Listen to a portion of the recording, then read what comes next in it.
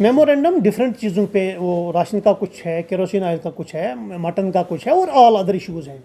तो उनको हमने कहा कि हर एक पॉइंट का उनको हमने एडवाइज़ किया क्या मसला है, ऐसा कुछ नहीं है, और उसका मेमोरेंडम को फॉरवर्ड भी किया जाएगा टू द कंसर्न कॉर्ट्स। आपको क्या लगता है, बैठे हैं, सरकार बैठी है, उनको भी बुलाकर लाया, उनकी टीम भी बाहर गई थी, हमारी टीम भी बाहर गई थी, फिर कंसेंसस के बाद फिर उन्होंने वहाँ पे रिपोर्ट्स पेश की, दोनों टीम्स की रिपोर्ट को अप्राइज की, ये एग्जामिन किया गया, एग्जामिन करने के बाद इनको एक रेट ऑफर किया गया, फिर इनको आपस में कुछ नहीं जी मेरा मार्जिन कम हो रहा है, नहीं जी मेरा मार्जिन कम हो रहा है।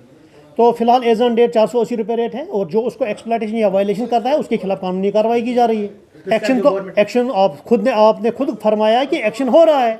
हमने दुकानों पे चस्पान की है नोट से कि अगर आप इलीगली ये जो आपने बंद की हैं आप नहीं खोलेंगे, तो अब उनको सील हो रहा है, उनको सील होना है जो दुकानें नहीं खोलेंगी, क्योंकि आपके पास भी रिपोर्ट है, हमारे पास भी रिपोर्ट है, ये चोरी छुपे माल मारते हैं, कभी सुबह सवेरे मॉर्निंग आवर्स में या कभी इवनिंग आवर्स में, और होटलियर्स को देते हैं।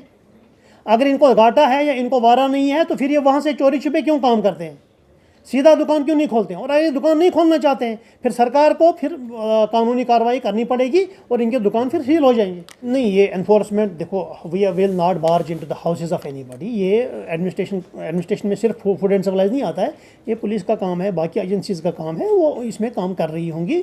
मे बी सूनर और later they will take action. नहीं, मेरी अपील तो पहले लोगों से है कि मेहरबानी करके अगर आपको कहीं गोश्त मिलता है तो सरकारी रेट के अलावा मिलता है, आप ना ले लीजिए, और अगर आप ले रहे हैं तो हमें इन्फॉर्म कर लीजिए ताकि उनके खिलाफ एक्शन हो जाए।